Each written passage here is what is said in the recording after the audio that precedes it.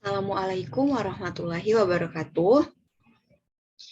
Perkenalkan, nama saya Indah Triana Reski dengan NIM A1C1190025 dari kelas reguler A, Prodi Pendidikan Kimia, Fakultas Keguruan dan Ilmu Pendidikan Universitas Jambi. Nah, pada video kali ini saya akan menjawab pertanyaan nomor 4 pada ujian tengah semester Kimia Organik 3. Nah, untuk itu langsung saja ke soalnya.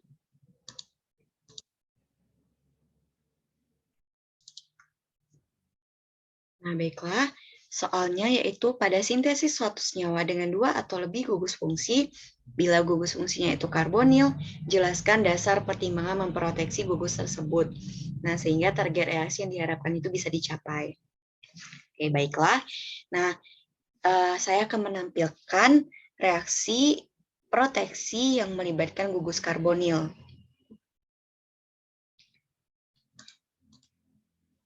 Nah, berikut adalah reaksi dengan gugus pelindung, yaitu untuk mereduksi keton menjadi alkohol.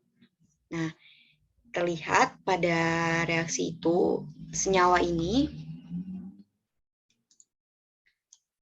senyawa ini, nah itu terlihat ada gugus karbonil ya, ada gugus keton. Nah, dan juga, nah di sini pada awalnya itu senyawa itu seperti ini. Saya gambarkan sebentar dulu. Ini.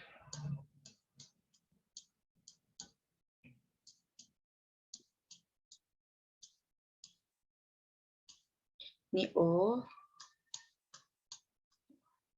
Nah, di sini sebenarnya itu gugus aldehid awalnya. Gugus aldehid. Nah, di sini gugus aldehidnya.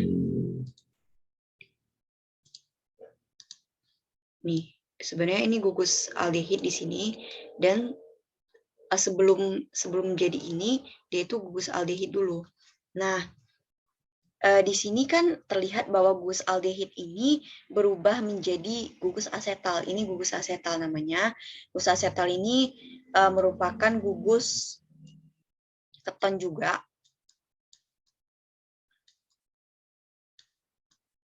Keton. Nah, ini merupakan gugus keton juga. Ini aldehid.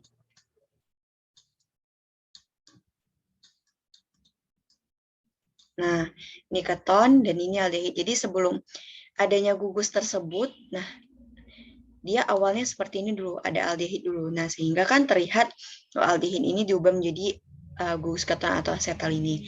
Nah, tentu inilah menjadi tanda tanya besar. Tanda tanya besar, kenapa? Nah, mengapa senyawa tersebut gugusnya itu, kenapa gugus aldehid itu tidak dibiarkan saja? Kenapa harus berubah menjadi gugus asetal atau gugus keton? Nah, mengapa harus direduksi menjadi gugus asetal tersebut? Nah, kenapa tidak dibiarkan saja? Nah, tentu ini kan yang menjadi acuan awal kita untuk menjelaskan dasar pertimbangan dari proteksi itu bagaimana. Nah, mengapa? Nah, karena di sini kita lihat bahwa senyawa ini, reaksinya ini merupakan, kita ulang lagi. Nah, reaksinya itu, hapus, gambar ulang.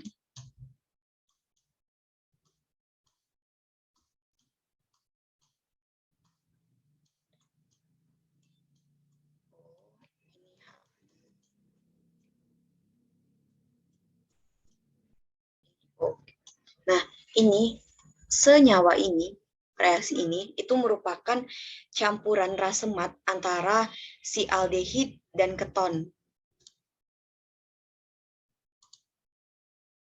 Nih, ini aldehid dan keton, dia campuran.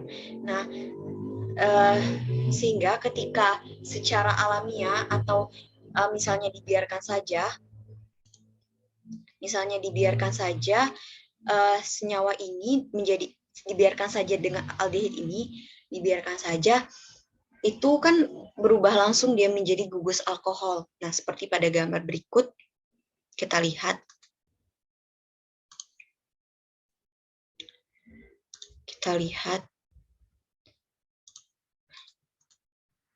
Nah, kita lihat. Nah, di sini. Nah, jika dibiarkan saja kan dia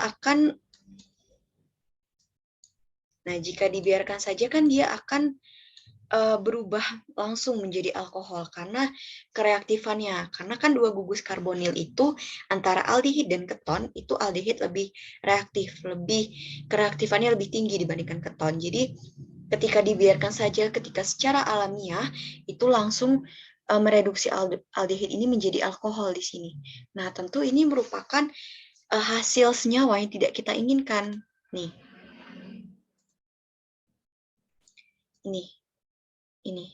Ini bukan yang kita inginkan, bukan itu yang kita inginkan. Karena yang kita inginkan itu adalah di sini bagaimana gugus keton ini bisa kita reduksi menjadi alkohol, bukan si aldehidnya begitu.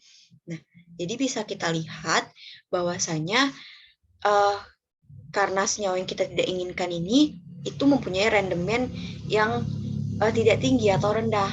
Nah, dengan rendemen rendah tersebut, reaksi itu diharap bisa dikontrol karena jika bayangkan saja jika dua macam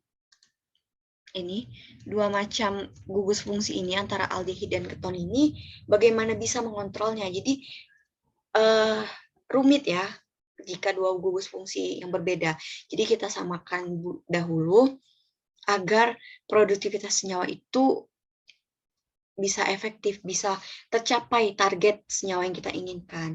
Nah, dengan rendemen yang rendah tadi, oleh karena itu bagaimana pada reaksi itu dapat dikontrol dan didapatkan rendemen yang tinggi. Nah, secara alamiah kan yang terjadi itu misalnya 50% itu sudah paling tinggi dihasilkan menjadi alkoholnya itu. Nah, sisanya itu belum menjadi alkohol. Nah, jadi maka dari itu jika kita sudah menyamakan kita kembali ke awal tadi. Maka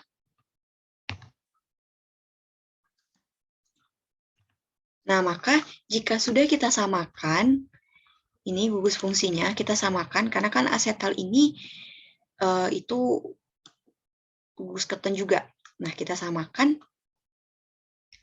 maka bisa dikontrol nantinya agar dapat rendemen yang tinggi dan target reaksi yang kita inginkan itu bisa tercapai. Nah, maka perlu direduksi dulu jadi aldehid menjadi asetal. Nah, jadi disitulah dasar pertimbangannya untuk memproteksi suatu gugus tersebut. Nah, makanya gugus aldehid tadi dilindungi dengan gugus pelindung berupa 1,2 diol. Nah, 1,2 diol inilah yang berfungsi untuk merubah aldehid menjadi gugus keton, itu asetal tadi, begitu. Jadi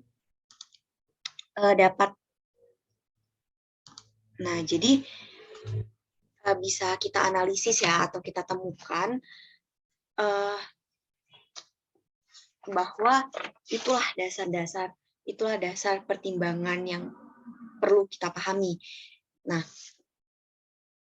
baik itu.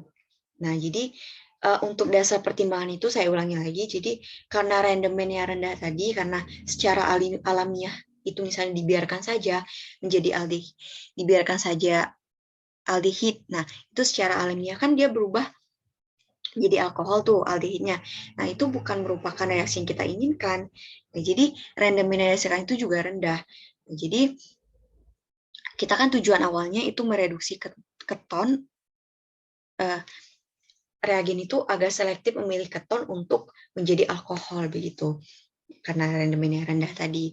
Nah, kemudian tidak tercapai target produk yang diinginkan. Jadi karena salah target, atau target produk yang kita tidak inginkan tadi, nah maka itulah yang menjadi pertimbangan kita untuk memproteksinya.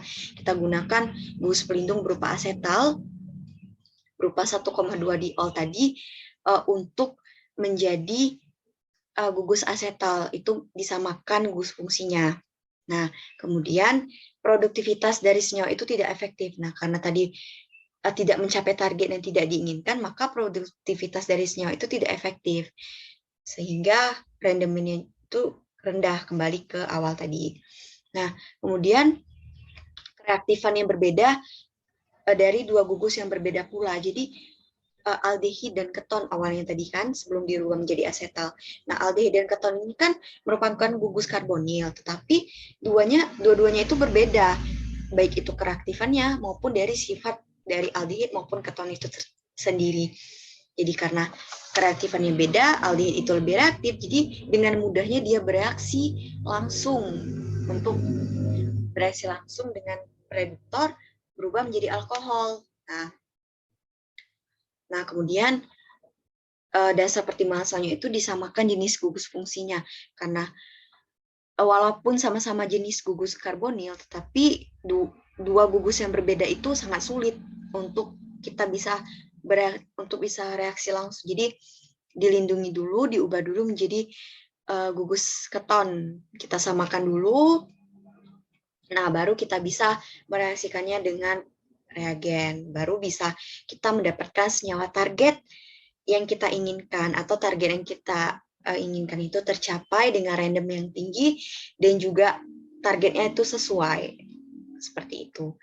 Nah, baiklah, itulah dasar-dasar pertimbangan dari memproteksi gugus fungsi tersebut yang bisa saya jelaskan. Nah, terima kasih. Wassalamualaikum warahmatullahi wabarakatuh.